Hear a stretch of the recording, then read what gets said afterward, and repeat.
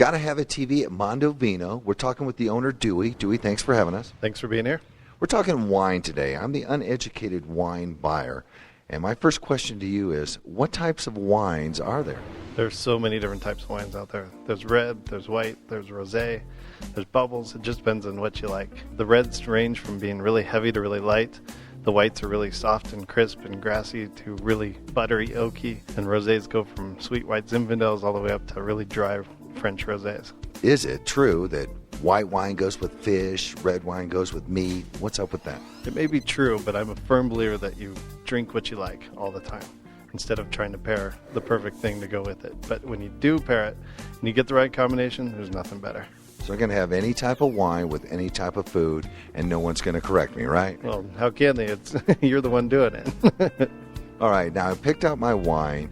What temperature do I serve it at? I mean, do I serve it at room temperature or what? What's the deal with that? I mean, it kind of goes back to what you like, but I mean, the red should be served at anywhere close to 60 degrees, which is room temperature.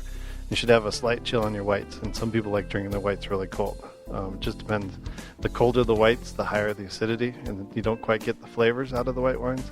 And the reds, if they're too warm, they kind of taste flabby and they kind of hurt your mouth a little bit. And then if they're too cold, then you don't get any of the flavors out of it as well. Wine's really fragile. You have to remember it's a living thing, and every bottle's different. On TV, I've seen the people take the wine. They swirl it around, they smell it, they taste it. What actually are they doing? The only thing you're really trying to do is smell the wine to smell if it smells okay.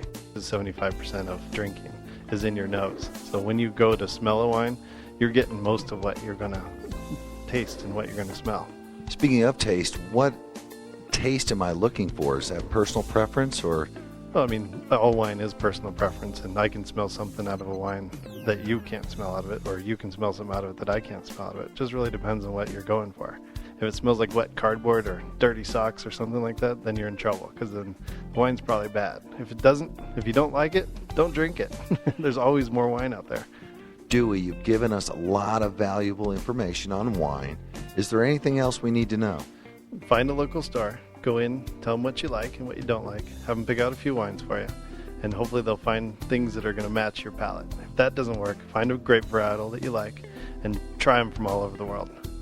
So pretty much find something that tastes good to you and go from there. Stick with it. Life's too short.